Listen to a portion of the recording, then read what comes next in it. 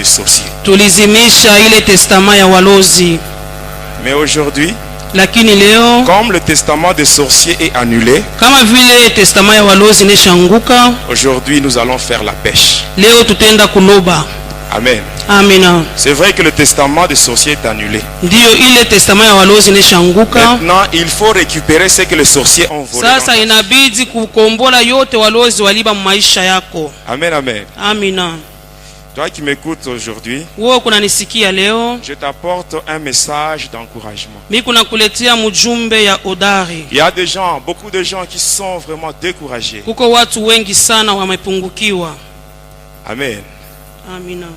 Vous savez, quand vous cherchez quelque chose, Munajua wakati kunatafuta kitu moja, cette chose-là, vous la cherchez pendant longtemps. ile kitu unaitafuta muda mrefu. Vous utilisez toutes les stratégies possibles pour avoir la chose. Unaitumia maufundi yote nawezekana kwa Mais kupata si kile vous ne la kitu, trouvez pas, lakini kama uipate automatiquement, paka pale on est découragé. unapungukiwa. Et quand on est découragé, Na wakati unapungukiwa, c'est le doute qui vient. inakuwa ni shaka On inazalika, commence même à se lamenter. tunaanza hata kunyungunyika. Sur cette terre, Hata pa hii dunia je suis hapa venu seulement pour accompagner nilikuwa d'autres njoo personnes. kusindikiza tu watu wengine. Amen. Amina. C'est ce qui arrive dans la vie de beaucoup de gens. Inafika kabisa maisha ya watu wengi. Amen, amen. Amina. Mais toi qui m'écoutes, Lakini wewe je te kunanisikia, dis ce soir, miko nakwambia magharibi ya ne te leo, décourage pas. wewe usipungukiwe Ne sois pas hapana. découragé. Wewe usipungukiwe Parce que tu es hapana, encore en vie. kwani wewe ungaliki Ce n'est unaishi, pas encore terminé. hayamaliza Tu es encore bado. en vie. Wewe uko Et la naishi, Bible dit, na Biblia iko il y a de nasema l'espérance pour ceux qui vivent kuna encore. kwa tumaini ya wale wote wako naishi. Donc, tant que tu as la vie, il Ingawa wewe uko mzima, ne faut pas désespérer. wewe usipungukiwe hapana. Amen, amen. Amina. Amen. Amina. Lisons la parole de Dieu. Ndio tutasoma neno la Mungu. Lisons le premier livre, c'est l'épître aux Hébreux. Tutasoma kitabu ya kwanza, inakuwa ni barua kwa Waibrania. Le premier chapitre est le verset 13a. Tutasoma sura yake ya kwanza na shairi yake ya 13 kipande cha kwanza. Et le deuxième livre, c'est le deuxième livre de Rois.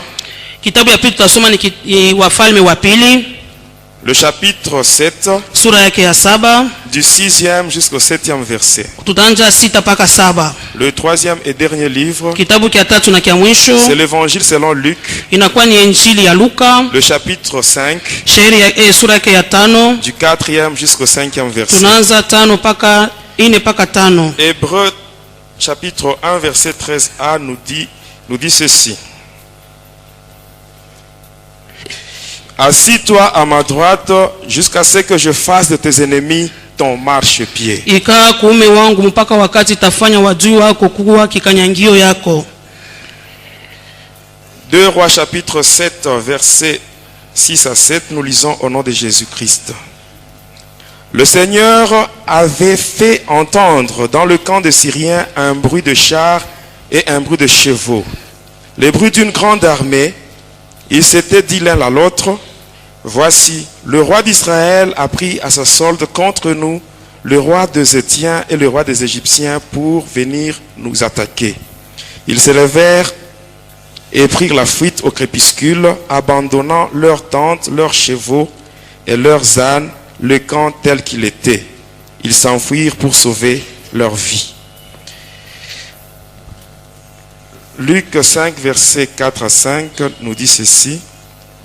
Lorsqu'il eut cessé de parler, il dit à Simon, avance en pleine eau et jetez vos filets. Et jetez vos filets pour pêcher. Simon lui répondit, Maître, nous avons travaillé toute la nuit sans rien prendre, mais sur ta parole, je jeterai le filet. Amen. Amen. Amen. Amen. Au début, j'ai dit ceci. Mwanzo nilisema hivi, Hier, jana avec le sang de Jésus, pamoja na damu ya Yesu nous avons pu annuler le testament des sorciers. tuliweza kuzimisha ile matestama ya walozi. Amen. Amina. Maintenant, aujourd'hui, c'est la pêche. Leo inakuwa ni kuloba. Nous n'allons pas pêcher le poisson. Hatutaloba masamaki Mais hapa nous allons pana, pêcher lakini tutaenda kuloba toutes nos bénédictions mabaraka zetu que zote. les sorciers ont volées Walozi waliweza et kuiba ils ont caché ça dans le monde de na ténèbres. walificha katika ulimwengu ya giza. Amen. Amina. Par la foi, Kupitia imani nous allons récupérer cela. tutaenda kuikombola ile yote. Amen, amen. Amina. Hier, pendant la nuit, Jana usiku quand je priais, wakati nilikuwa le naomba, Seigneur m'a fait voir une vision. Bwana akanionyesha onyo moja. Il m'a donné la vision de l'Égypte antique. Akanipatia onyo ya Misri ya zamani. Et pendant que je regardais, Na wakati nilikuwa je naangalia, voyais beaucoup de gens en train de travailler. nilikuwa naona watu wengi wako Et la parole de natumika. Dieu m'a dit ceci. Neno la Mungu liniambia hivi. Tu vois les gens qui travaillent là. Unaona wale watu wako natumika. Ils travaillent beaucoup, mais c'est pas pour leur compte. Banatumika sana lakini ina kwa faida yao. Et c'est ce qui arrive dans la vie de beaucoup d'enfants de Iko Dieu. nafika ndani ya maisha watoto wengi wa Mungu. Ils travaillent beaucoup, Bako natumika mais ne tirent sana pas profit de lakini ce travail hawapate qu'ils font. faida ya ile kazi beko nafanya. Amen, amen. Amina. Amen. Amen. Et par après cette vision-là était disparue, j'ai continué la prière. Na kisha ile onyo ikapotea nikaendelea na maombi yangu. Amen, amen. Amen. Quand nous regardons bien, Wakati tunaangalia mzuri, on voit l'Égypte. tunaona Misri. Il y a des pyramides. Kuna kweli wanaita Ces mapiramidi. pyramides qui sont là Ile mapiramidi ziko kule. n'ont pas été construites par les Égyptiens, Haina Wanyamisri walijenga hayo. mais ce sont les enfants d'Israël. Ni wana wa Israeli. Ce sont eux qui travaillaient, Ni wao walikuwa mais ce natumika. n'était pas pour leur intérêt. Lakini haikuwa juu ya faida C'était yao. pour l'intérêt des Égyptiens. Ilikuwa juu ya faida wa C'est ce qui se Misri. passe aujourd'hui dans la vie de beaucoup d'enfants de Iko Dieu. napitikana kabisa ndani ya maisha watoto enfants de wa Dieu Mungu. travaillent. Watoto wa Ils Mungu fournissent beaucoup wanatumika. d'efforts, Wanatoa nguvu mais ils sana. ne bénéficient pas de ce qu'ils font comme travail. Lakini hawafaidikie Mais ce sont les kazi yao. sorciers qui prennent Ni ça. walozi wako naichukua. Amen. La question que je te pose, Ile swali niko nakuuliza, qui est assis sur toi? nani anesha kuikala juu yako? Qui est assis sur ta vie? Ni nani anesha kuikala pa maisha yako? Ce que tu as là, Ile wewe uko le nayo, travail que tu fais, ile kazi uko ce nafanya, que tu obtiens, ile uko napata ce sont les miettes par rapport à ce que tu devais nécessairement ni avoir. makombo kulingana na ile ulipasha kupata. Parce qu'il y a des gens qui contrôlent ta vie, mais toi tu n'es pas au courant. Huko wale wewe kunalinda maisha yako lakini wewe Ce sont les haujui. sorciers Ni wanakuwa tu qui walozi. contrôlent ta vie, Wewe naongoza qui maisha sont yako. même assis sur ce qui est à toi. Wanesha na kuikalia penye pinakuya Mais byako. ce soir, Dieu te dit, Lakini magharibi ile Mungu mets-toi à anakuambia sa droite. wewe uikale kuume Et kwake lui-même, hein, peke Il yake. fera de tes ennemis ton Atafanya marchepied. maadui wako Donc ce utawakanyanga. soir, nous allons Ni tous kusema marcher magharibi ya sur leo nos sisi ennemis. wote tutatembea juu ya Nous maadui allons marcher wetu. sur tous les sorciers de nos familles, Tulitembea juu ya walozi tous les wote sorciers wa de nos machama quartiers, yetu ya tous bamkoba les sorciers qui sont wetu. sur nos Walozi avenues. wote wanakuwa Nous mabarabara allons marcher yetu. sur ces Leo sorciers. tutatembea juu ya ile Parce walozi wote. qu'aujourd'hui, nous parlons sur l'organisation des sorciers. Tunasemezea kuhusu matengenezo ya walozi. J'aimerais que tu sois vraiment attentif Minapenda teka sikio yako à ce témoignage qui sera donné aujourd'hui. kwa hii ushuda tutaleta Tu vas leo. découvrir beaucoup de choses dans ta vie, Utavumbua bintu mingi maisha yako. toi-même, We mwenyewe tellement que tu aimes beaucoup parler. Hein. unesha kupenda kusema sema Tu es sana. arrivé même à te trahir sans le Na savoir. wewe mwenyewe usha kujitoa bila wewe kujua. Il faut garder aussi, il faut avoir aussi la discrétion. Inapasha kuchunga kwa Tu kasiri. ne dois pas dire n'importe quoi à n'importe qui. Usiseme yoyote kwa yeyote. Amen. Amina. Toi qui parles beaucoup, Wewe unasema kaka sana. fais attention. Kebange. Même les gens du monde disent que trop parler peut tuer. Hata watu wa dunia wanasema kusema mingi kunaweza kuua. Amen. Amen. Parlons un peu sur quelques signes. Tunasemezea kwa juu ya maalama. Amen.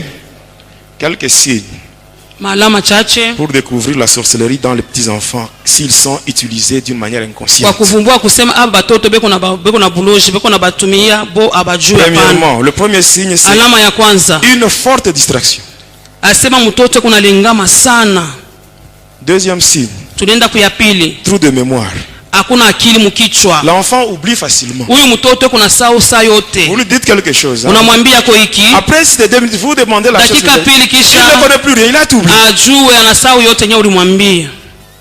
Un enfant, vous lui demandez de vous apporter un gobelet, Unaomba mtoto ulete kokopo, il vous apporte un couteau. yana kuleta kisu. Vous avez déjà vu ça hein, Amuyaona kako chez les enfants. kubatoto. Forte distraction, Asema ile kulengama, trou de mémoire, kukosa kwa akili, manque d'intelligence, kukosa akili, kukosa kusahau maneno, bagarre, ugomvi, turbulence. hata kuwa mkalamushi. Et pour ce qui est de la turbulence, Ile inatazamia ce sont les bukalamushi. parents eux-mêmes qui mettent leurs enfants en danger. Ni baba wazazi wanaweka watoto katika hatari. Et là, ça se passe au travers des injures prononcées par le parent sur les enfants. Tunaona wazazi kutukana watoto. Quand tu injures l'enfant, Wakati unamtukana tu dis mtoto, par exemple chien, unamwambia imbwa kwa mfano. Si un sorcier passe par là, Kama mlozi kunapita, il envoie un esprit, un démon qui se comporte comme un chien, anatuma ndemona kama ule imbwa, et l'enfant deviendra automatiquement turbulent. hata mtoto ona tu anakuwa wabukana mushi. Et on commence déjà à l'utiliser dans la sorcellerie. Banaanza kumutumia mule mubuloji. Ici, j'attire encore votre attention. Minakokota tena angalisho yenu. Si vous n'avez pas une forte vie de prière, Kama una na maombi ya nguvu, il ne faut jamais élever le chat. hapana kuinua ule pusi. Vous connaissez le chat? Munajua pusi? Le chat, c'est une bête qui est vraiment très utilisée par les sorciers. Baloji banamutumiaka sana pusi. Qu'est-ce qui se passe? Nini napitikana? Quand un sorcier utilise le chat, Kama mlozi anatumia pusi, qu'est-ce qu'il peut faire pour plonger les gens dans la sorcellerie? atafanya nini kwa kuweka bantu mubuloji? Le chat peut arriver, Pusi anaweza là kufika vous êtes en train de manger, kama mko nakula, et pendant qu'il se gratte, wakati kuna jipalula il y a pale, des poils qui sortent. kuna kwa tumanyoya tunatoka. Dès que ça tombe dans votre nourriture, Wakati naingia mu chakula yenu, pendant que vous mangez, wakati kuna kula, automatiquement la sorcellerie commence. utaona buloji bunaanza. Est-ce que vous comprenez? Munasikia? Et la sorcellerie, Na hii buloji elle se contracte de trois façons. iko napata banaipataka mu manamna tatu. Premièrement, c'est le pacte ou un contrat signé soi-même. Hata agano mwenye unafanya unapika saini we mwenyewe. Tu as un problème Huku na mambo yako fulani, un problème qui te dépasse. mambo mwenesha kukupita, Au lieu de te confier dans le Seigneur, ingawa uende tu kwa Mungu, tu vas consulter le devin, le féticheur. wewe nenda kuba mifumu, Ils vont te donner quelque chose, atakupatia kitu moja, une solution là apparente. hata jibu mwe Ce vinaonekana. fétiche là que tu prends. Ile madao unabeba, Premièrement, tu es déjà dans la sorcellerie inconsciente. ya kwanza unaingia mubuloji wa ujue, Deuxièmement, avec le temps, ya pili le polepole, fétiche là qu'on t'a donné, ile madao ça va se walikupatia transformer et tu deviendras cette fois-là un sorcier conscient. itageuka na utakuwa muloji, unajua sema mimi huyu niko muloji. Quand tu as un problème, Kama kuna mambo, quelle que soit l'intensité du problème, ingawa ikuye bunene sache que bwache, ce problème a toujours une solution devant Jésus. jua kusema ile mambo mbele ya Yesu mpaka na N'importe quel jibu. problème vient à Mambo Jésus. yeyote wewe kuya nayo kwa Il est Yesu. le maître de l'impossible. Yeye anakuwa mwalimu wako kunaleta Il vitu appelle à vinawezekana l'existence vinawezekana. même les choses qui n'existent pas. Kunaita vitu biishi kama vile bilikuwa Moi, naishi. Jésus, je l'appelle l'homme solution. Minamwitaka Yesu muntu jibu. Jésus n'a pas la solution, mais il est la Yeye solution. asina na jibu lakini yeye mwenyewe ni Parce que jibu. quelqu'un qui a la solution, il peut manquer un jour la solution. Mwenye ko na jibu siku moja anaweza Mais kuikosa. Jésus, lui, il n'a Lakini pas la Yesu solution. asina na jibu. Lui-même, il est la Peke solution. yake ni jibu. Amen, amen. Amina. Deuxièmement, Ya pili, c'est l'héritage familial.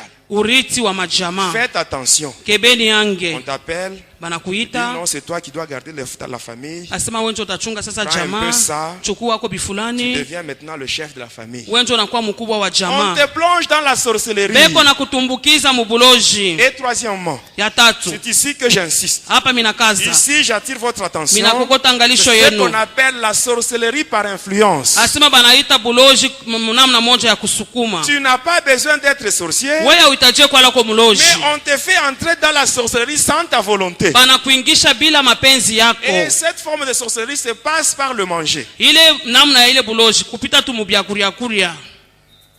Tu ne dois pas manger n'importe quoi. Hein? Usikule Et yeyote. ici, j'attire l'attention des parents. Bazazi kebeni yange. Amen. Amina. Mais si vous ne connaissez pas l'état spirituel de votre voisin ou votre voisine, Kama uye hali ya kiroho ya ne ndugu na laissez nyumba jamais wako, vos enfants aller manger en désordre. usiache batoto yako kwenda tu kula huku na huku. Oh, la sorcellerie, c'est bien quand vous l'entendez de loin. Buloji kama kuna bashikiria hapo mbali buko Mais si vizuri la sana. sorcellerie vient s'installer dans ta Kama maison, bunaingia mu nyumba yako et tu vas sasa, chercher la mort. utatafuta Parce que la ukufa sorcellerie, sa. c'est la destruction dans tous les domaines. Buloji ni kuharibu kila kitu. Amen. Amina. Est-ce que vous comprenez? Muko naelewa? Amen, amen. Amen. Parlons un peu de ce qu'on faisait dans les églises.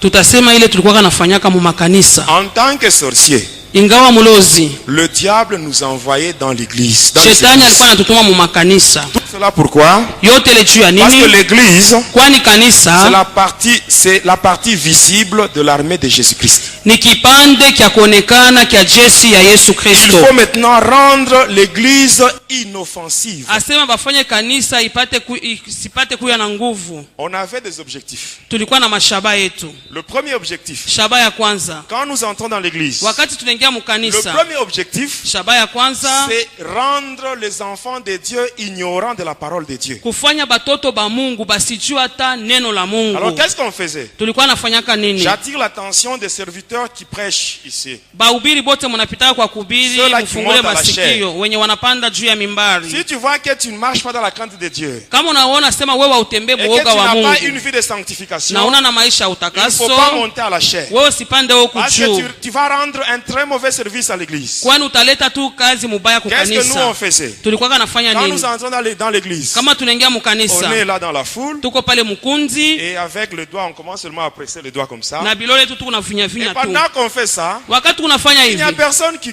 va remarquer. hakuna mwenye Il n'y a ataona, personne qui va s'intéresser à ce qu'on fait. hakuna mwenye Et ataangalia ile pendant mambo qu'on yetu. presse le doigt comme ça, Wakati unafinya finya on est en bilole, train de lier la langue du prédicateur. tuko nafunga ulimi ya On mhubiri, est en train de lier sa langue tuko nafunga ulimi et wake. automatiquement il oublie tout ce qu'il a préparé. Pale pale anasahau benye alitayarisha beye Il commence kusema, maintenant à vous raconter des histoires. anaanza Des kumiadisia histoires qui maneno n'édifient pas. ile mambo yenye Le aijenge. diable nous avait dit qu'on doit faire cela Shetani tuambiaka pour sisi que les tufanye chrétiens ile soient faibles. bakristu bakuye tu Parce que wazaifu, s'ils n'écoutent pas la parole, kama yeye asisikie ils neno seront affaiblis dans la foi. batapungukiwa mu imani, Selon ce qui est dit dans la parole de Dieu, hata vile wanasema katika dans neno la Romains 10, Mungu. verset 17, Wa Roma 10:17 La Bible dit, Biblia la inasema foi vient de ce qu'on imani entend, inatokea kwa ile et ce qu'on tunasikia, entend vient de la ile parole de tunasikia Dieu. inatokea kwa neno la Ainsi, Mungu. quand nous arrivons à dévier la langue du Wakati prédicateur, tunaenda tunapeleka il va pembeni ulimi ya commencer mhubiri, maintenant à vous raconter des histoires. ataanza tu kumiadisia mambo Non, mambo. j'étais au sud. Milikuwa kule Ouais, kusini, j'étais au sud. milikuwa kule Non, moi j'ai kusini, fait ceci. milifanya J'ai fait bifulani, cela. milifanya kabile. D'accord. Ndiyo, Si tu étais au sud, kama ulikuwa kule si tu as fait kusini, ceci ou cela, kama ulifanya bifulani na en bifulani, quoi cela peut nous édifier? vitatujenga Ça ne nous munini, concerne pas. haivituelekea Si tu étais hata. au sud, c'est ton problème. Kama ulikuwa Si kusini tu ni as mambo fait ceci ou yako, cela, c'est ton kama problème. ulifanyaka Mais ni prêche mambo la yako. parole. Wewe ubiri Prêche neno la la parole. Mungu, Prêche ubiri la neno parole. la Mungu. Amen, amen. Amina. La parole de Dieu, Neno la Mungu c'est ce qui donne la délivrance. inaleta La parole de ufungulivu. Dieu, c'est ce qui sauve. Neno la Mungu La choko parole de Dieu, naokoa. c'est ce qui guérit. Neno la Mungu choko napona. Ainsi, Jésus avait raison en disant, Yesu alikuwa na sababu ya kusema il a dit cela dans Jean 8, 32, il a dit, katika Yohane vous 8, connaîtrez la vérité mutajua ukweli et la vérité vous na affranchira. ukweli Et itamitia cette katika vérité, c'est huru, la parole de na ile Dieu. ukweli ni neno la Mungu. Amen. Amina. Ça, c'était le premier objectif. Ilikuwa ni shaba ya kwanza. Le deuxième objectif, Tulienda kuya pili, il fallait bloquer les enfants de Dieu dans la pauvreté. ilibidi kufunga batoto ba Mungu bakwe Les paka ba bloquer dans la maskini, pauvreté et les pousser à la malédiction. kubapeleka paka maskini na Pour ceux kubasukuma qui aiment la kulaana. pauvreté, Inatazamia umaskini. qu'est-ce qu'on faisait? Tulikuwa nafanya nini? Il fallait créer une lourdeur au moment des offrandes. Kwa kutoa sadaka tunaleta bujito bumoya hivi. Il y a certaines personnes, hein, Kuko watu wengine quand le moment des offrandes arrive, wakati tu matoleo inafika, ils commencent à sentir une lourdeur. anasikia tu uzito moya hivi muro yake. C'est le diable, ce sont les sorciers qui font ça. Ni baloji beko nafanya byote bile. Amen, amen. Amina. Souvenez-vous de l'Égypte. Mukumbukeni Misri. Quand les enfants d'Israël étaient en Égypte, Wakati watoto wa Misri wa ils Israeli walikuwa étaient katika dans Misri. l'oppression, dans l'esclavage. Balikuwa nasongwa, Ils balikuwa ont katika crié, Dieu a utumwa. entendu. Baliomba Mungu Il a envoyé akasikia. Moïse pour les libérer. Akatuma Musa kwa Et Moïse avait kuwafungua. fait des miracles par la main Na de Musa Dieu. akafanya muujiza kupitia Jusqu'à mkono wa tel point que Mungu. Pharaon s'était dit, Hata mkipima Farao non, trop, c'est anasema trop. Il binapita. appelle Moïse. Akamwita Il dit, Musa. prends les enfants d'Israël Anasema chukua watoto wa et Israeli partez. na Mais mwendeni. en partant, Lakini wakati laissez tous mtaenda, vos biens ici. mwacheni mali yenu yote Est-ce que hapa. Moïse avait accepté? Musa Il alitikaka, avait dit, alisema nous allons partir tutaenda avec tous les enfants na d'Israël watoto wote ba ainsi Israeli que tous nos biens hata na mali afin yetu d'aller yote, servir notre Dieu tukamtumikie avec nos Mungu biens. wetu na mali yetu. C'est ça la dernière cartouche que Lucifer garde pour la délivrance d'une personne. Njo ile silaha ya mwisho huyu ibilisi anachungaka, njo ufungulivu ya mutu, La délivrance financière. ile ufungulivu ya fedha. Tu peux avoir la délivrance spirituelle. Unaweza kupata ufungulivu Mais si mukiroho. tu n'as pas la délivrance financière, tu vas Kama encore tomber ufunguliwe entre les mains de Satan. mufedha utajikuta paka La mumikono ya pauvreté shetani. conduit tout droit à la sorcellerie.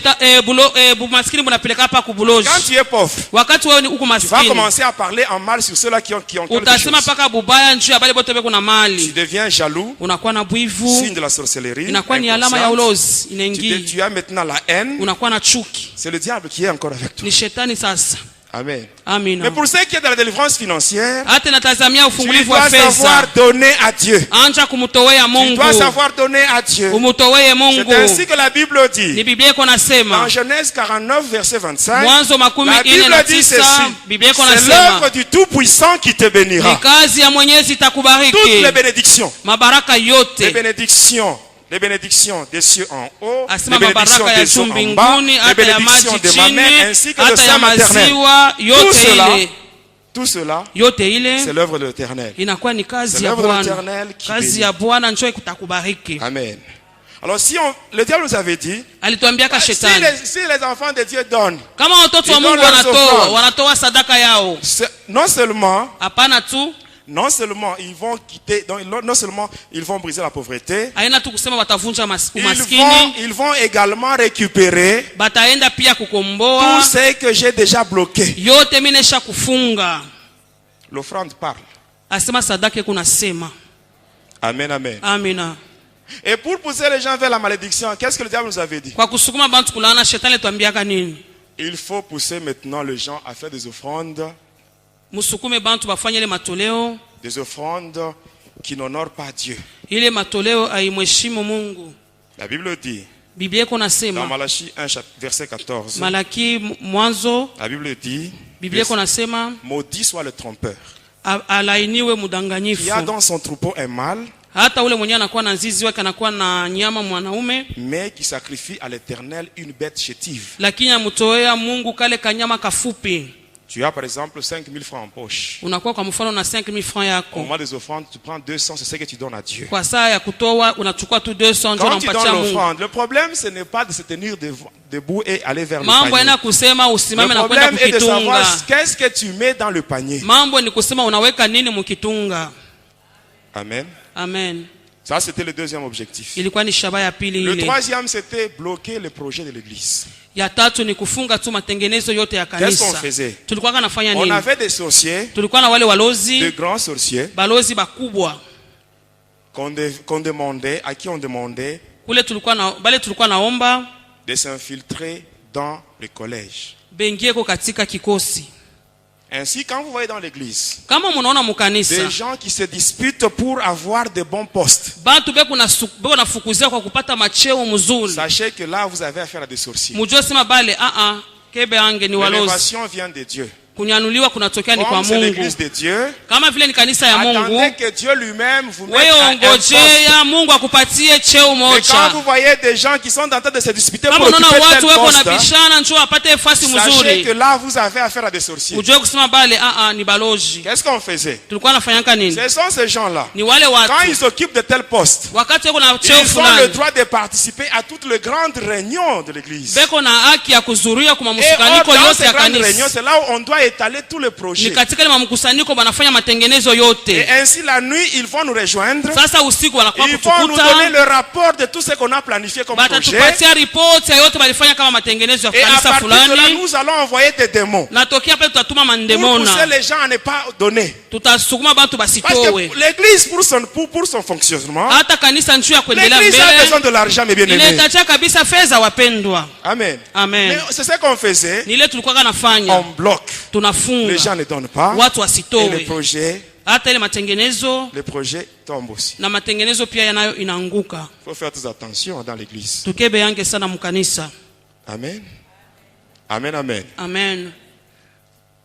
Et pour reconnaître le sorcier Kwa kutambua walozi dans les églises, mu makanisa, vous voyez les gens qui sont agités, hein? unaona watu wako tunatingizika Les gens qui tingizika. n'aiment pas être posés. Mtu asipende tuikala kwa J'ai ustarehe, seulement entrer, sortir, entrer, anapenda sortir. anatoka anaingia, anatoka anaingia. Là, vous avez affaire à des sorciers. Pale gentils. unaona sasa bale ni balozi, mimi naambia ni Qu'est-ce qui se ukweli. passe? Nini nafanikaka Quand on allait dans les églises, mu makanisa? vous savez, avant le culte, Mbele ya ibada on commence par l'intercession. tunaanza na Et maombezi. là, il y a une forte chaleur. Pale kunakuwa On ne moto peut sana. pas entrer avec des fétiches. Bekuna On ne peut pas entrer avec les fétiches. hawezi kuingia na madawa. Alors, qu'est-ce qu'on fait? Tulikuwa nafanya nini? Amen. Amen. On laisse là à l'extérieur. Tunaacha tule madawa kule S'il nje. y a des arbres, Hata kunakuwa mamiti on kule, laisse là-bas. tunaacha kwa Et mamiti. on est dans l'église. Tuko À un mkanisa. certain moment, Kwa wakati moyo on va maintenant chercher tunaenda sasa comment kutafuta sortir, namna gani ya récupérer kutoka le fétiche na pour kwenda commencer kubeba à opérer dans madawa l'église. na tuanze kutenda mkanisa.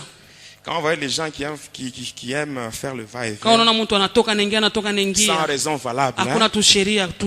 sachez que vous avez affaire à des sorciers. Jua kusema ule tu ni mlozi. Alors qu'est-ce qu'on faisait encore? Tulikuwa nafanyanga nini? Si l'homme de Dieu qui prêche, Kama ule mtu wa Mungu ako na il ubiri, est puissant, il marche dans la crainte de Dieu, eko na uwezo, anatembea muoga wa on ne Mungu, saura pas lier sa langue. hatuwezi kufunga ulimi Alors wake. qu'est-ce qu'on va faire? Tutafanya nini? On envoie maintenant les esprits de somnolence dans la foule. Tunatuma ile mapepo ya kuleta Vous usingizi allez voir certaines personnes, juste au mukunzi. moment de la prédication, ils commencent à somnoler. Utaona mtu mahubiri naanza njoo wakati ya yeye kulala.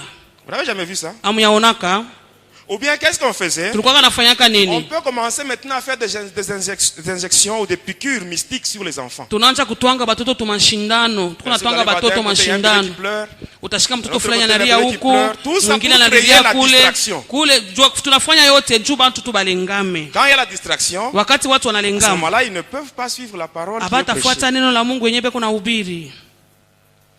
Ça, c'est ce qu'on faisait dans les églises. Hein? Tulikuwa naifanya ni mu Et les makanisa. sorciers font ça même maintenant. Hata walozi hata leo beko Dans les naifanya églises. mu makanisa. Amen. Amina. Mais si tu es parmi nous, tu es sorcier. Kama uko katikati wetu wewe ni mlozi, À partir d'aujourd'hui, tokea tu leo tu ne feras plus rien à l'église. hautafanyaka kitu Ou tu ne mukanisa, feras rien. hautafanya tena kitu. Parce qu'on connaît déjà tout. Banajua yote Les sasa. intercesseurs vont se préparer. Baombezi Ils vont batajitayarisha, tout préparer. batatayarisha Et tout ce yote. que tu as comme fétiche, ça Na yote n'aura kama pas madao uko d'effet dans nayo l'église de Jésus. haitatenda mukanisa ya Yesu Kristo. Amen, amen. Amina. Après cela, Kisha yake parlons un peu des sorciers quand ils tombent la nuit. tunasemezea kwa walozi wakati banangukaka bushiku, asema nanguka. Amen. Amen. Il arrive des fois, Kunafikaka wakati un ingine sorcier tombe. mlozi ananguka. Vous avez déjà vu? Simusha konaka Un sorcier, il tombe. mlozi Cela veut ananguka. dire quoi? Le sang Damu qu'il a utilisé comme carburant ile alitumia kama carburant yake n'était pas suffisant. haikuenee. Alors quand le carburant s'est épuisé, lui aussi il est Wakati tombé. carburant inaisha ananguka. Et là, les gens viennent en grand nombre, Watu wanajaa pale, commencent maintenant à le frapper. banaanza kumupika. Quand on le frappe, hein, Wakati bado namupika il pale, ne sent rien. yeye asisikie Aucune kitu, douleur. hata maumivu Tout moja. ce qu'il est en train de faire Ile là, yote unafanya pale c'est juste pour que vous puissiez avoir pitié de lui et le upate laisser kumsikia kwa partir. buluma, akimbie lwake aende. Mais en réalité, Kwa il ukweli ne sent aucune douleur. asisikie maumivu hata moja. Et si je posais ici la question de savoir Kama mimi nenda kuuliza njuu ya kujua quel est le fouet qu'on peut appliquer sur un sorcier ni fibo kanibaneza kutumia njuu ya mlozi pour que le sorcier sente de douleur. apate kusikia Et là, je maumivu, suis sûr, hata kule kunakuya je suis sûr, miko na hakikisho, beaucoup de gens allaient répondre watu wengi watajibu qu'il faut utiliser le balai, inapasha kutumia kifyakio, n'est-ce pas? sivyo? C'est ce que beaucoup de gens allaient dire. Ni watu wengi wanasemaka. Détrompez-vous, mes bien-aimés. Ni bia Le bongo sorcier lui bapenda. vient pour voler, il monte sur le balai. Ye mwenye pakuluka nikakifyakio Et vous croyez anapanda. qu'en le frappant avec le balai, il va Wewe sentir unazania douleur. sima wewe pale utampika na kakifyakio atasikia Il maumivu. y a seulement deux fouets. Kuko paka mafimbo mbili. Ces deux fouets-là, Ile mafimbo quand ile vous appliquez ça sur un sorcier, wakati unaishusha njuu ya là, il mlozi sent une double douleur. pale anasikia maumivu mara Sur le mbili, plan physique hata et mukimwili sur le plan spirituel. hata na mukiro. Le premier, Ya kwanza ce sont les efforts. asema hii banaitaka malusonga. Les efforts que vous voyez. Hii malusonga tu kunaona kuma mpango. Amen. Après les efforts, hein, Kisha lusonga il y a certaines tiges qui poussent dans des parcelles et qui ont à leur bout des feuilles de manioc. asema kuko mamiti na utake inakuwa kama mayani ya sombe. Connaissez ces tiges-là? À leur bout, on voit les feuilles de manioc.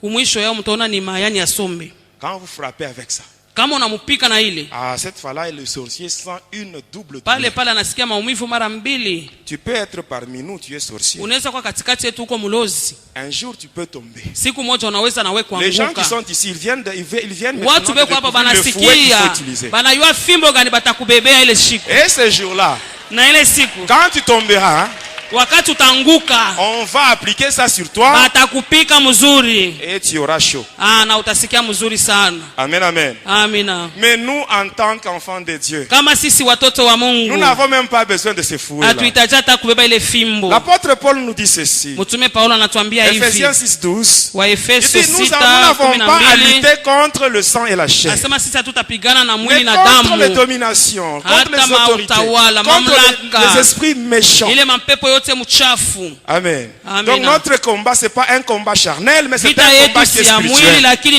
ni ya kiroho. Les sorciers, Walozi ce sont aussi des candidats au salut. nao wanakuya na bo wanapasha kupata na wao wokovu. Amen. Amina. Le Seigneur, s'il a abandonné sa gloire au ciel, Kama Mungu aliacha utukufu wake mbinguni, c'est pour chercher ceux qui sont perdus. ni kutafuta wale wote wanesha Donc les kupotea. sorciers sont aussi des candidats au Hata salut. walozi nao banatafuta nao bapate kuokolewa. Ce qu'il faut combattre, c'est la sorcellerie. Ile napasha kukombanisha ni buloji mwenyewe. Amen. Amen. Amen, amen. Amen. Parlons maintenant sur l'organisation des sorciers. Tunazungumzia kuhusu matengenezo ya walozi. Ici, vraiment, j'attire votre attention. Hapa mina kokota angalisho yenu. Pendant que j'étais sorcier, Wakati mimi nilikuwa kama mlozi, j'avais tellement monté de grade, nilipandaka cheo sana, jusqu'à tel point que j'avais l'autorisation de participer à toutes les réunions des nilifika sorciers, mukipimo ya kuhudhuria kuma mkusanyiko yote ya baloji. de tous les sorciers d'Afrique. Baloji bote ba mu Afrika. Où est-ce qu'on se réunissait? Tulikuwa nakusanyika wapi? Amen. Amina. Quand vous prenez la carte géographique de l'Afrique, Wakati mnachukua carte géographique ya Afrika, vous allez voir que l'Afrique, c'est un continent qui comporte deux grands déserts. utaona sema mu Afrika mnakuwa majangwa kubwa mbili. Vers le nord, c'est-à-dire le Maghreb, nous Kule avons kukaskazini le désert de Sahara. tunakuwa na jangwa ya Et Sahara, vers la partie australe, na huku kusini il y a le désert de Kalahari. kunakuwa jangwa ya Kalahari. Le désert de Kalahari, c'est ça le département général de tous les sorciers d'Afrique. Banasema jangwa ya Kalahari ni kikosi ya walozi wote wa Afrika. Et quand on allait là-bas, Na wakati tulikuwa nenda il y kule, avait un démon de haut rang. kulikuwa ndemona wa juu sana. Ce démon-là, Ule ndemona c'est celui-là qui prenait le rapport de toutes nos réunions pour le transmettre auprès de Lucifer. ni ule alikuwa anachukua ripoti ya marenyo yote na kuipeleka kule kwa Lucifero. Son nom, c'est Hindu Sankara. Jina lake na kwa tu Hindu Sankara. Et maintenant, qu'est-ce qui s'est passé? Nini ilikuwa nafanika? Dans l'organisation des sorciers, Katika matengenezo ya walozi, à la première position, kuwatua ya kwanza, il y a les présidents et les reines. asema kuku wa presidenti na wa malkia. Ce sont ceux-là qui donnent les instructions dans la sorcellerie. Ni wale wanaleta maagizo katika ulozi. Et ils se mettent sur de chaises Beku nekala pa maviti, fabriquées avec les ossements humains. banafanya na mifupa ya bantu. Quand on mange, Wakati tunakula, les os qui restent, ile mifupa inabaki. c'est avec ça qu'on fabrique le chaise où Banafanya doivent se maviti. mettre le président et les reines. Kule kutekala presidenti na wa malkia. En deuxième position, Tunaenda kwa hatua ya pili. viennent les sorciers suprêmes. Kuna kwa wale walozi wa juu. Ici, suivez-moi bien. J'insiste Munifuateni. sur ça. Minakaza Les sorciers munifuateni. suprêmes. Asema wale walozi wa juu. Les sorciers suprêmes, hein, Wale walozi wa ce sont juu. les chefs de quartier des sorciers. Asema banakuwa ni ba chef de quartier wa walozi. Dans chaque quartier, Mukila mkoba yote. il y a un chef de quartier des sorciers. Asema kuko mkubwa mwenye anasimamia balozi Même wa le mule quartier où vous vivez. quartier. Hata mule mkartie uko Votre naishi, mkartie Il y a yako. un chef de tous les sorciers du quartier. Munakuwa chef wa balozi wa mwile quartier. Même ce quartier ici, Hata mwi quartier il y a un tuiko. chef de sorciers. Kunakuwa mkubwa wa wale walozi wote wa mwi quartier. C'est celui-là qu'on appelle le sorcier suprême. Ule banaita mlozi C'est mkuu. celui qui a le droit de se rendre dans le département pour transmettre le rapport de tout son quartier. Yeye anakuwa na ruhusa ya kuingia mule mkikosi ya kuleta ripoti yote ya quartier Et le yake. chef de quartier, Na ule mkubwa wa il quartier ne travaille pas seul. atumike peke Il yake. travaille avec le chef d'avenue et le chef de rue. Anatumika na ule mkubwa wa avenue Dans hata chaque wa avenue, dans chaque rue, il y a un chef d'avenue. mukabalabala De kote tous kwa les sorciers munene de l'avenue. mkubwa muko paka shefu. Et le chef d'avenue, Na ule mkubwa wa ile il balabala a comme mission de prélever les informations au sein de l'avenue. asema kazi yake ni ya kubeba mahabari mu avenue Il yake. peut passer chez vous. Anaweza kupita kwako, Il arrive. anafika, Il vous salue très bien. anakusalimia mzuri Vous causez sana, même avec lui. Mais munasungumuza vous-même, peke yako. tellement Sasa que vous aimez beaucoup parler, vile unasha kupendaka kusema, commencez à parler avec lui. unaanza kusungumuza naye. Est-ce que vous connaissez son état spirituel? Unajua hali yake. Mais bien aimé, la Bible dit que le cœur de l'homme est mauvais. Biblia inasema moyo wa mtu iko Nul ne mubaya, peut le connaître. hakuna mwenye anaweza Il n'y a que kuijua Dieu. mpaka Mungu. Lui qui sonde le cœur et le Yeye rein, mwenyewe qui kunachunguza connaît vraiment mioyo, ce qui se passe au fond de l'homme. anajua kusema nini iko katika moyo wa mtu. Quand vous êtes avec lui, Kama uko naye vous pale êtes en train de parler. uko nasumubiria, Non, pour ma fille pour ma fille telle. Asema kwa binti fulani. On a donné la prédote. Amebadilisha kuleta kwa kifunga Ils ont mlango. dit qu'ils viendront tel moment pour verser la dot. Batasema batakuwa kwa siku fulani njoo balete mali yenyewe. Là c'est toi-même qui parles. Si wewe mwenyewe njoo unasema mambo yako. Amen. Amen. Pour mon enfant tel. Juu ya mtoto wangu fulani. Cette année il va présenter les examens d'État. Hii mwaka atafanya examen d'État. N'est-ce pas, c'est vous-même qui parlez? Si wewe mwenyewe njoo unasema. Est-ce que vous connaissez l'état spirituel de la personne avec qui vous parlez? Unajua hali ya kiroho ya ule mtu mwenyewe Est-ce kunazungumza que vous naye? connaissez au moins le pourquoi de sa visite? Unajua ni jua alikuwa kukutembelea yako. Vous parlez vous-même, hein? Wewe mwenyewe Il va donner le rapport auprès du chef de quartier. anaenda kupeleka ripoti kwa mkubwa wa quartier. Il va dire sur mon avenue, Anasema mubalabala yangu mule il y a tel problème, kuko mambo fulani, à mambo telle maison, fulani. il y a tel problème. Kunyumba Telle fulani, maison, tel... kuko bi fulani. Il donne. Anapeleka yote. Vous avez déjà vu des familles? Muonesha konaka majamaa, On vient, on donne la prédote. banakuwa kuleta kifunga On mlango. vous dit, la dot, on viendra donner tel jour. Ase mali ni siku fulani. Mais depuis qu'ils étaient partis, Tangu barendaka, ils sont partis pour ne pas basha rentrer. kuendeaka lote. Vous n'avez jamais vu ça? Amu yaonaka, Mais ce sont les sorciers qui font ça. ni walozi beko nafanya tu vyote bile. Le chef de quartier, lui, il prend tout le rapport. Chef wa karisa anabeba ripoti yote. Et la nuit, il va au département. Na usiku anaenda kule kukikosi. Il donne le rapport de tout son quartier. Analeta ripoti ya kartia Tout yake ce que yote. le chef d'avenue lui ont dit. Hata ile ba mkubwa wote wa mabalabala Il balimwambia, anapeleka Alors byote. qu'est-ce qu'on fait? Tunafanya nini? Amen. Amen. On prend ce que vous avez dit. Tunabeba ile ulisema. Le mariage. Ndoa. On bloque. Tunafunga. On prend un sorcier maintenant de ta famille. Tunabeba sasa muloji wa mjamaa yako. On va le mettre au-dessus de ça. Aujourd'hui, Leo il fera de tes ennemis. atafanya Ton matu yako yote. marchepied. Utabakanyanga Ta leo. tante là. Ta Ule tante là. sangaji yako ule. Je ne sais pas si c'est cet oncle-là. Sichoka ni ule C'est lui mjomba qu'on a yako. mis comme geôlier sur ce qui Balimuweka t'appartient. kama mulinzi pa bintu yako. Aujourd'hui, Leo. aujourd'hui, Leo. tu vas marcher sur lui. Utatembea juu Et yake. nos ennemis, aujourd'hui, ils deviendront nos marchepieds. Badui betu bote le Et ça, c'est Dieu lui-même tutabakanyanga. qui dit. Mungu yeye mwenyewe anasema. Dieu lui-même qui dit ça. Yeye mwenyewe Mungu Et c'est anasema. grand Dieu. Na huyu Mungu Il est toujours derrière sa parole. eko paka nyuma Pour neno l'accomplir. lake juu ya kutimiza Parce que hayo. lui-même, Kwani yeye il va mwenyewe descendre. Il va atashuka descendre dans atashuka le camp de nos mukambi ennemis. ya madui Il va yetu les frapper correctement hatawapika vile aujourd'hui. na stahili Toi qui leo. m'écoutes, je t'assure. Weko nanisikia bila Aujourd'hui, kuhakikisha tes leo ennemis, badui ils bako verront bataona ce que l'œil n'a jamais vu. ile lichwa Ils yaonaka entendront ce batasikia que l'oreille n'a jamais ile entendu. sikio Parce que yasikiaka ton Dieu kwani Mungu va descendre dans leur wako camp. atashuka mukambi Il va yao descendre lui-même. atashuka ye Ils mwenyewe vont abandonner. bataacha. Mais aujourd'hui, c'est la pêche. Leo ni kuloba. C'est la pêche. Leo Nous tuku devons na tout loba, récupérer leo les tuku na loba, tutakomboa vyote. Amen. Amina. Même si j'étais sorcier, Hata kama nilikuwa kama aujourd'hui, mlozi. je vais récupérer ce qui était resté. Leo mitakomboa vyote Aujourd'hui, pas vilibaki kule demain. ngambo. Aujourd'hui, Leo je vais utabibeba, récupérer. Moi tenda aussi, je vais faire kubibeba. la pêche. Nami niko katika kuloba leo. Amen. Amina. Aujourd'hui, c'est tout le monde qui va faire sa Sisi propre pêche. wote tutaenda kuloba. Qui est d'accord avec moi? Nani anakubaliana pamoja nami? Amen, amen. Amina. Et quand on fait ça, Na wakati unafanya ile, quand les sorciers font cela, wakati walozi wanafanya on ile, place quelqu'un là-bas tunaweka mtu de pale ta famille. wa mjamaa yako. Il se met là-bas. Anekala mzuri. Il est assis Anekala sur ton mariage, pandoa sur ta yako, fécondité, siwe ni uzao wako, sur ton travail, pakazi sur yako, ta santé, hata afya yako, sur tes affaires. mabiashara yako. Toi, tu travailles Wewe beaucoup, unatumika mais tu sana ne gagnes rien. lakini haupate kitu. Pendant que ce sont les sorciers Ingawa ni hao walozi eux tu qui ne travaillent pas, wao qui watumike, tirent profit de ton travail. wanafaidikia juu ya kazi yako. Amen.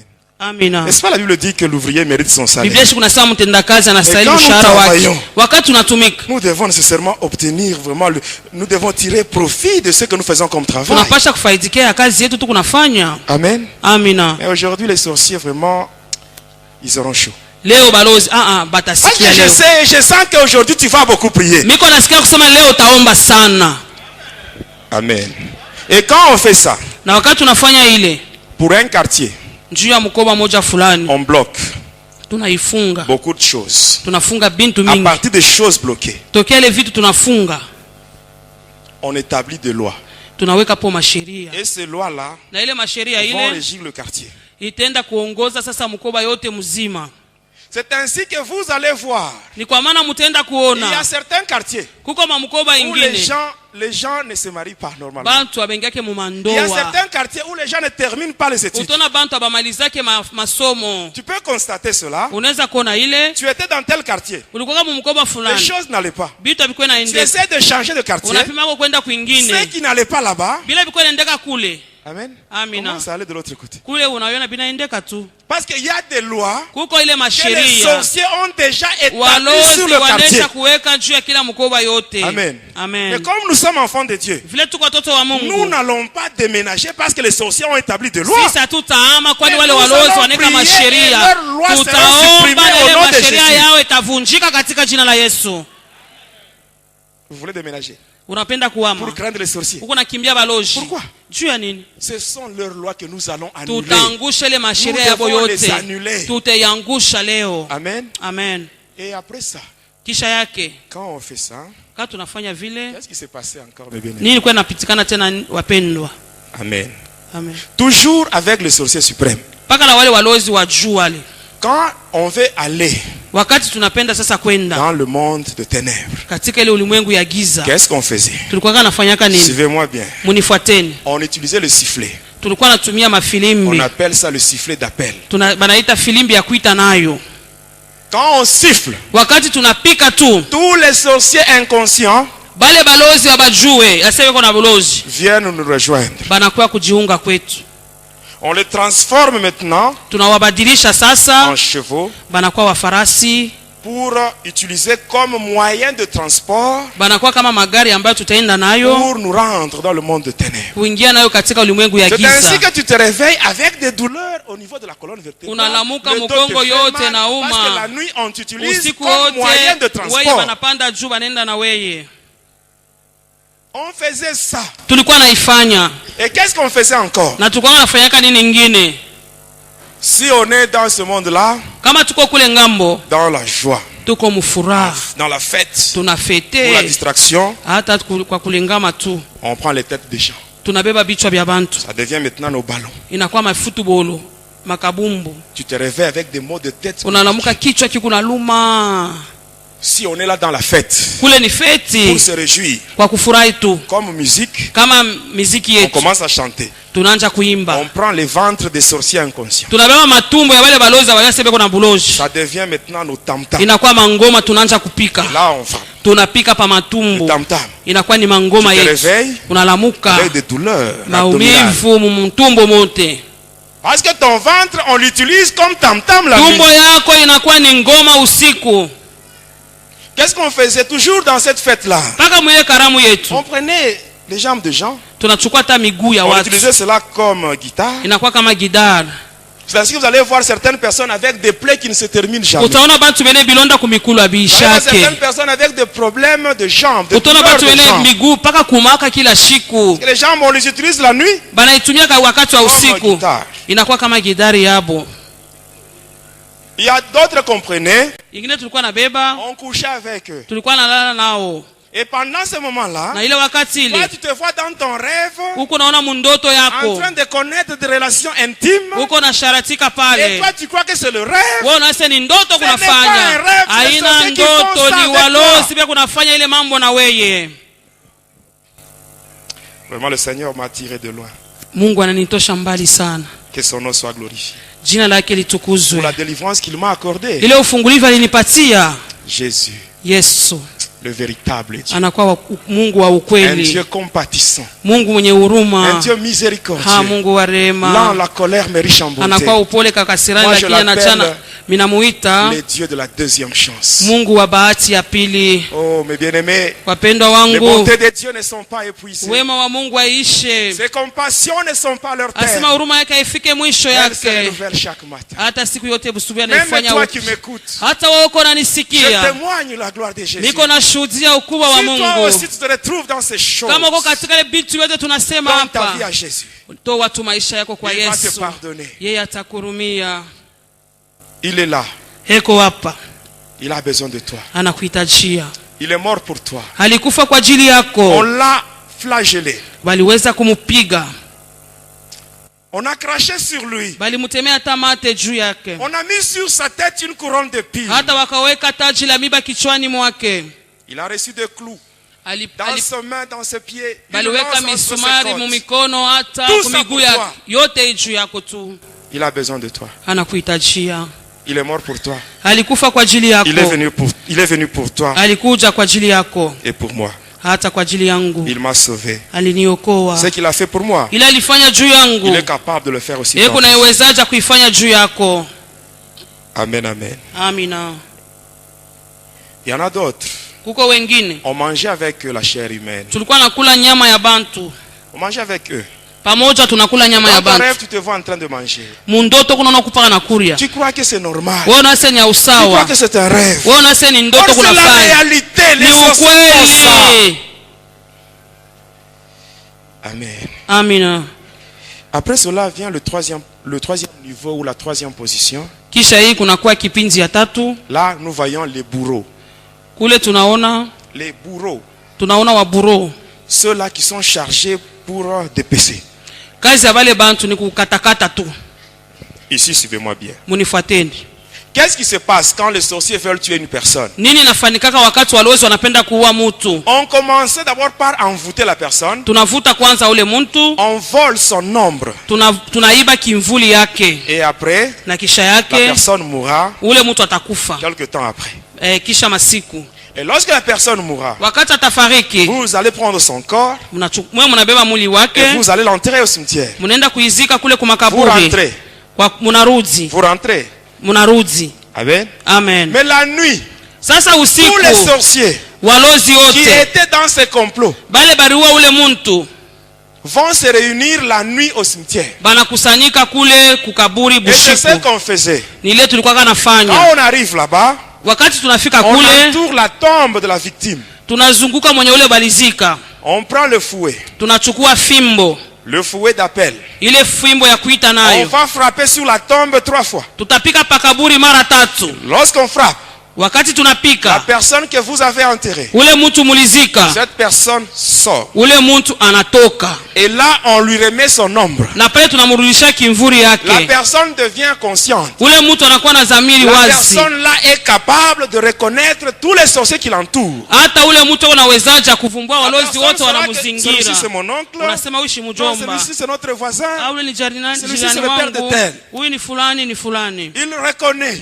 Anatambua. Mais à ce moment-là, sasa kwa ile wakati, l'homme là en question, ule mtu mwenyewe, la personne en question, ule mtu mwenyewe, même si la personne crie, hata kama analalamika, la personne crie, analalamika, Jésus, Yesu, Jésus, Yesu, viens mon secours. Bwana nisaidie. Je vous assure, Jésus ne viendra pas. Ninamhakikisha sema Yesu hatakuja. Il ne viendra pas. Hatakuja. Parce que le Seigneur Jésus, kwani Bwana Yesu, il n'est pas un Dieu de mort, yeye si Mungu wa mais c'est un Dieu bafu, de vivant. anakuwa ni Mungu Pendant wenye que tu hai. es encore en vie, Wakati kunaishi, c'est le moment de donner ta vie à toa Jésus. maisha yako kwa Pendant que Yesu. tu es encore en vie, Wakati c'est le moment kunaishi, d'abandonner tout ce que tu fais. acha vyote Pendant que tu kunafanya. es en vie, Wakati c'est le moment kunaishi, d'abandonner le mensonge, acha bongo, l'impudicité, la usharati, médisance, acha toutes les mashimango, mauvaises choses vitu que tu vyote fais. vibaya bila C'est le moment kunafanya. de les abandonner. Ni wakati wa Pendant que tu kuviacha. es encore en vie. Wakati kunaishi, Mais quand tu vas mourir, wakati utakufa, avec ces choses, na ile Jésus ne vitu, viendra pas Yesu pour te secourir. hatakuja, hatakuwa kukusaidia. Alors qu'est-ce qu'on faisait par après? Tulikuwa nafanyaka nini On kisha va yake? prendre un œuf Tunabeba liai, et on va l'écraser sur la tête de la personne. tunaivinya pa kichwa ya ule mtu, Et par après, nous allons faire un tirage au sort. na kisha tutaenda kupika kura. Nous allons proposer 5 noms de bêtes. Tutaenda kutaya kwa majina 5 ya wanyama. Et quand on fait le sort, on Wakati fait le tirage au sort, tunapika kura, si ça tombe en une chèvre, kama inaanguka pa mbuzi, la personne sera transformée en chèvre. ule mtu anageuka anakuwa Et mbuzi, les bourreaux viennent pour dépecer. na wale watu wanakuwa wanakatakata. Et quand ils arrivent à faire ça, quand ils terminent, wakati wanamaliza, et si nous voulons maintenant créer la possession démoniaque, kama tunapenda kuleta kule kushikwa kwa mampepo, on prenait ces histoires-là, tunachukua ile vitu yote, on donnait ça à des femmes de cimetière tunapeleka kwa bamama ba et des makaburi mamans sorcières. na bamama baloji. Elles, à leur tour, Sasa nao kisha elles venaient avec ces histoires dans le marché de ce monde des humains. banakuwa nayo muhimu soko yetu tunaendaka, Et là, elles commencent à vendre. na pale banaanza kuzisha ile Et quand manyama. elles vendent, Wakati sur wanauzisha leurs étalages, ala pale pa mameza yao, yao. Il y a une main. Kuko mkono moja. Cette main-là, on l'appelle la main d'appel. Asema ile mkono nyakuita nayo bakiria. Cette main-là, ile mkono, elle est invisible aux yeux charnels. Kumancho yetu sisi hatutaiona. Et cette main, elle est là, elle fait ça. Ile mkono iko pale kunaita bantu karibu. Et quand tu arrives là au wakati marché, unafika pale cette kusoko, main va t'appeler. ile mkono inakuita. Tu arrives là, unafika tu pale, achètes des choses sales, unauza vitu bichafu, et tu rentres avec ça chez toi, na unaenda navyo kwako et tu nyumbani manges. na unakula. Et qu'est-ce qu'on faisait encore? Tulikuwa nafanyaka On nini? prenait les doigts des cadavres, Tunaenda kabisa ba mwili wa ile les doigts maiti, des cadavres. bilole bya ule ya ile On maiti, transformait ça en cigarette. tunaifanya na kwa ni mantumbako Et on vendait ça. na tunaiuzisha. Ainsi que vous verrez, Na mutaona beaucoup de gens pour abandonner la cigarette, kwa c'est kuacha tout un problème. kufuta ni mambo Parce qu'ils ont sana. déjà fumé les doigts sans le Banesha savoir. kufutaka bilole abayua seni bilole. Oh yes. Amen, amen. Est-ce qu'on peut continuer? Vous êtes fatigué? On transformait aussi le doigt, on transformait ça en gros fretin. Tunageuze mabilole na kwa bimandaga binene. On faisait ça. Tulikuwa naifanya. Oui, je vous dis la vérité. Ni ukweli nilikuwa naambia wapendwa wangu. On prenait la matière fécale de chèvre. Tunachukua ile mamavi ya bambuzi. On transformait ça en arachide. Tunaigeuza na kwa tunkalanga. On faisait ça. Tulikuwa naifanyaka. On prenait le sang humain. Tunachukua damu ya bantu. On transformait en huile de palme. Inakuwa mafuta ya kinkonja. Et ça se vend au marché. Na banauzisha kusoko. Ça se vend au marché. Kusoko beko nauzisha. Wapendwa. Maintenant ces choses-là sont dans nos marchés. Ile bitu biko mu mansoko. Donc qu'est-ce que nous allons manger? Tata tutakula nini? Amen. Amen. Mais la Bible dit ceci. Biblia iko natuambia. Dans 1 Corinthiens 10 versets 25 à 26. Wakorinto wa kwanza 10 Biblia iko natuambia. Mangez de tout ce qui se vend au marché. Kuleni yote banauzisha kusoko. Sans vous enquérir de rien par motif de conscience. Hata wao ujua sema hivi biko bibaya wa bibaya. La terre est à notre Dieu et tout ce qu'elle renferme. Asema inchi ni ya Mungu wetu na vyote vinakuwa ndani yake.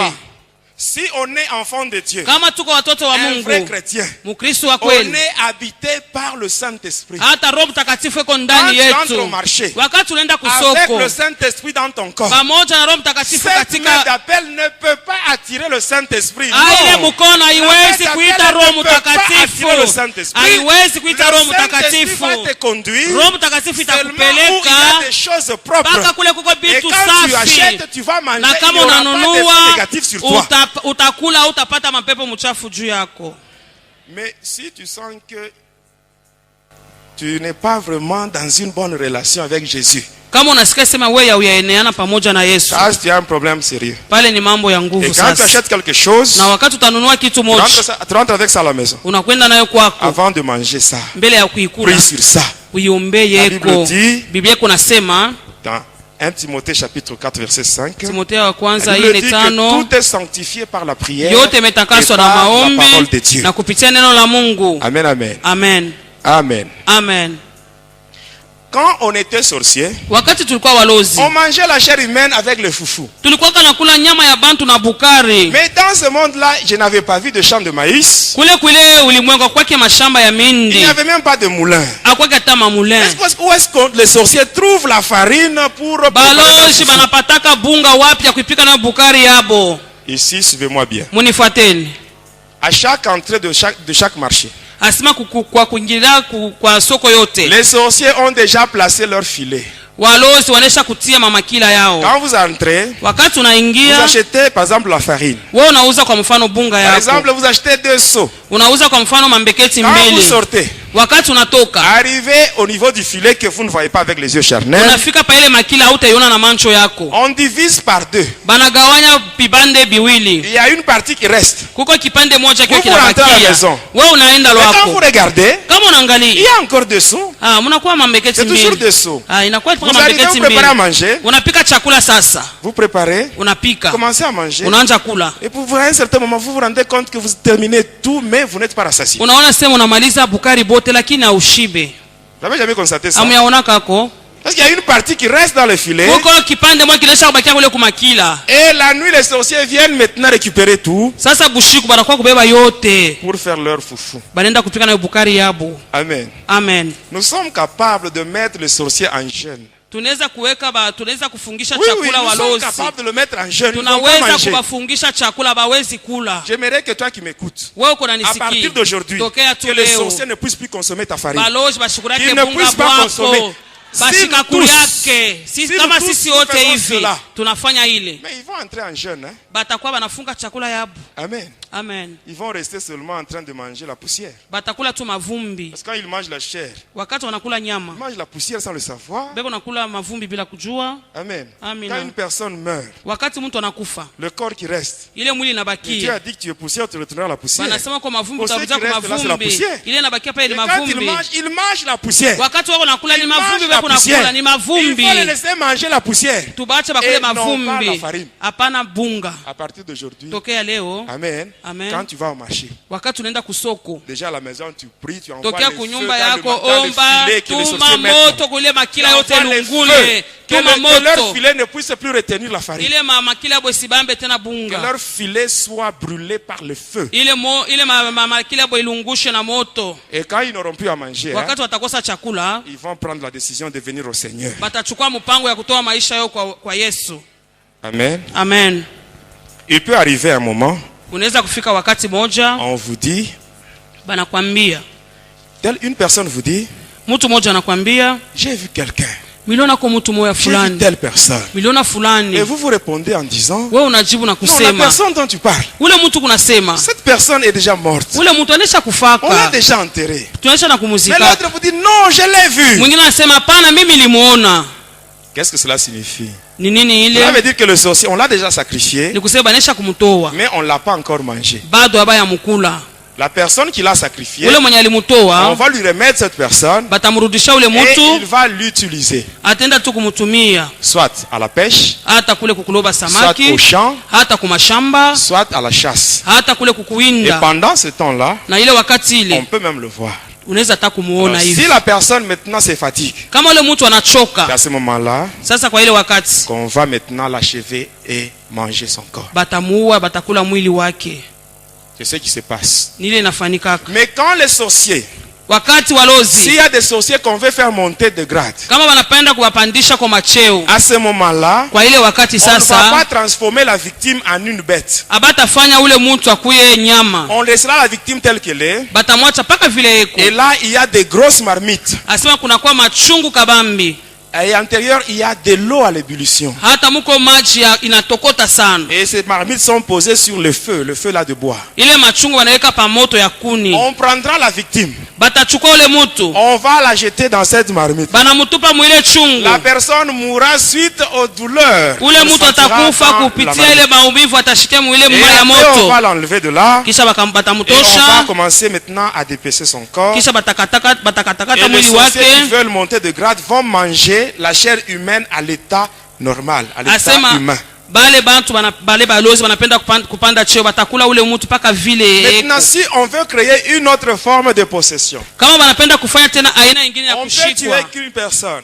wanaweza kuua mtu, On prend son cadavre, on récupère wanabeba son tu cadavre. kitumba yake ile. Ce cadavre-là, on le laisse pendant 4 jours. Ile kitumba banaacha masiku ine. Après 4 jours, le Kisha ile cadavre masiku commence à ine gonfler. ile kitumba Le kinaanza 4e jour, kuvimba. il commence à se décomposer. Ile siku ya masiku ine dans kisha cette anaanza décomposition, kuoza, mkuoza Le kule corps commence à sécréter un liquide. hata tutona mwili inaanza kutosha maji Et moja. on prenait ce liquide-là, Tulikuwa nabeba ile maji, c'est ce qu'on donnait aux faux prophètes comme eau bénite. tunapatia wanabii wa bongo asema mai ya baraka. Il y a des gens parmi nous qui ont déjà bu de l'eau chez les prophètes. Kuko bantu katikati tubasha kuchukua kama maji kwa Surtout wanabii, les mamans. zaidi ba Les mamans mama. aiment beaucoup les prophéties. Ba mama tunapenda matabiri Elles aiment beaucoup les sana. prophéties. Tunapenda Mais bien matabiri aimé, la sisi Bible wa nous mama. dit, Biblia kunatuambia Ne méprisez pas les prophéties. musizarau Examinez matabiri. toutes choses et retenez seulement ce qui est bon. Chunguza yote na mushike Mais yanakuwa aujourd'hui, nous voyons mema. beaucoup de gens Leo tunaona watu qui wengi s'attachent plus aux prophéties qu'à la parole de Dieu. wanambatana zaidi ku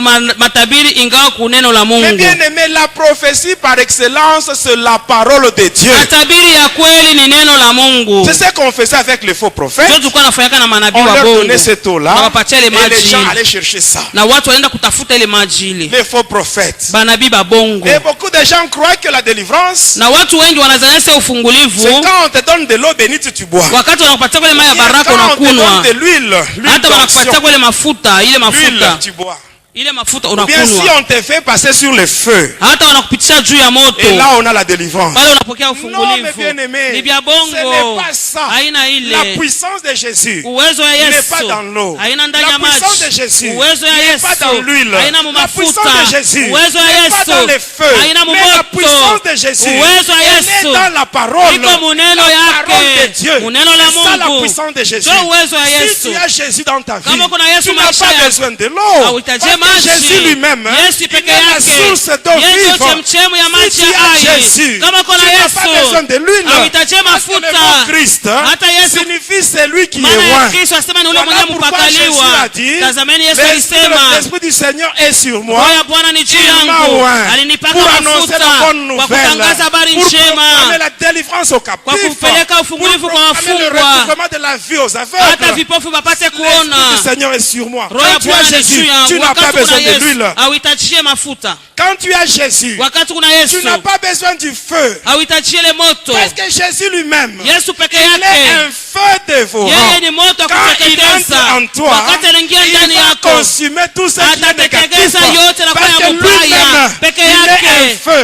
La puissance de Jésus se trouve dans la parole. Quand il est allé au sépulcre de Lazare, arrivé là-bas, il a dit seulement ôtez la pierre. Quand on a ôté la pierre, Jésus était resté à l'extérieur. Il n'était pas entré dans le sépulcre, mais il a juste crié. Il a dit Lazare, c'est seulement la parole qui était entrée. Et cette parole a communiqué à Lazare la vie. La parole c'est ça la vie. La parole donne la délivrance. La parole donne la guérison. La parole donne la solution à tout problème. La parole de Dieu. La parole de Dieu. Les bien-aimés, nous devons aimer la parole. Nous devons aimer la parole. C'est ce qui donne la réussite. C'est ce qui donne le succès dans toutes nos entreprises. Voilà pourquoi Dieu lui-même, il a dit à Josué, dans Josué 1:8, Dieu dit à Josué que ce livre de la loi ne s'éloigne pas de ta bouche, médite-le jour et nuit pour agir fidèlement selon ce qui est écrit, et c'est ainsi que tu réussiras et tu auras du succès dans tes entreprises. La parole de Dieu, la parole. Amen. Mais il arrive par moments, un serviteur de Dieu est en train de prier pour quelqu'un. À ce moment-là, Dieu lui révèle. Prie sur l'eau et donne à cette personne qui est malade. Prie sur cette huile et donne. Là, c'est Dieu qui révèle. Là. Mais il ne faut pas que cela se fasse par habitude. L'huile de mariage, l'huile de fécondité, l'huile de ceci, l'huile de cela. Non, ça ce n'est pas Dieu. Ça ce n'est pas Dieu. Non, ça ce n'est pas Dieu. Ça c'est le diable. C'est le diable lui-même. C'est le diable. Amen, amen. Amina. Amen. Amen. Amen, amen. Amen. Nous terminons en disant Amen. Au début, nous avons dit qu'aujourd'hui c'est la pêche. Amen, amen. Amen. Mais Dieu dit lui-même, il fera de nos ennemis nos marchepieds. Tu es découragé, ne sois pas découragé. Parce qu'il y avait un homme comme toi qui a cherché comme toi. Il a utilisé toutes les bonnes stratégies pour avoir ce qu'il cherchait. Mais il a travaillé toute la nuit. Il n'avait rien pris. Cet homme-là, c'est l'apôtre Pierre. Mais le matin, il voit l'homme solution qui vient. L'homme solution est arrivé là. Donc solution n'est autre que le Seigneur Jésus. Il arrive là.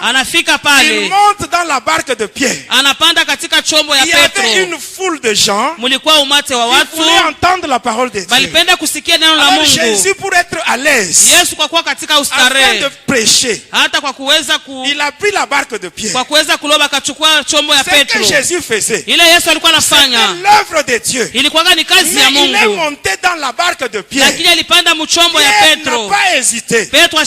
Or, pour entrer dans l'eau, afin de pêcher, Pierre devait utiliser sa barque. Or, à ce moment-là, sa barque était occupée par Jésus. Pierre, il a mis en première position l'œuvre de Dieu. Et son travail après, le fait de céder sa barque, il a soutenu l'œuvre de Dieu. Parce que ce que Jésus faisait en péchant, c'était l'œuvre de Dieu. Et Pierre qui a cédé la barque, il a soutenu l'œuvre de Dieu. Et la Bible dit, quand il eut cessé de parler, il regarde maintenant vers celui qui a cédé la barque. Il regarde celui qui a cédé la barque. Il se dit en lui-même, cet homme m'a cédé sa barque, mais je ne peux pas rester ingrat vis-à-vis de lui. Il faut qu'il soit béni cet homme. Il avance vers Pierre. Il dit Pierre, prends le filet. Avance maintenant dans l'eau. Avance.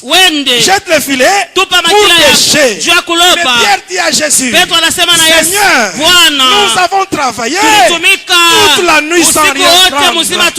Mais toi tu t'es dit, j'ai déjà cherché le mariage pendant longtemps.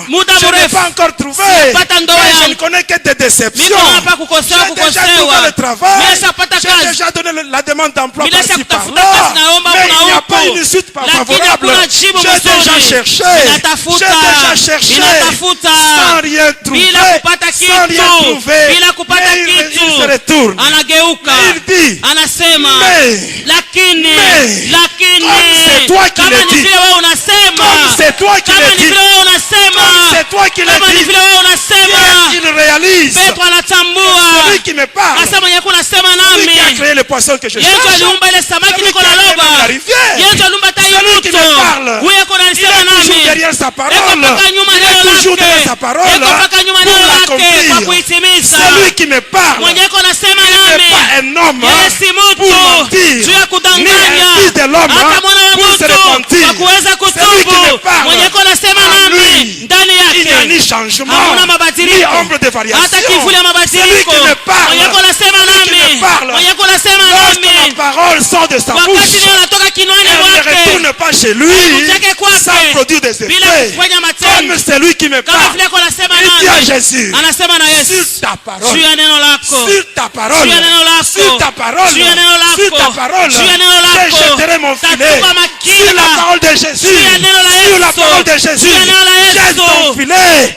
Sur la parole de Jésus, sur la parole de Jésus, tu vas récupérer, tu vas pêcher, tu vas pêcher, tu vas pêcher, tu vas pêcher, tu vas pêcher, tu vas tout pêcher, tu vas récupérer, tu vas pêcher sur la parole, sur la parole. Pierre, il cherchait le poisson, et le poisson était dans l'eau. Mais toi, tu cherches ta bénédiction. Ta bénédiction se trouve dans le monde de ténèbres.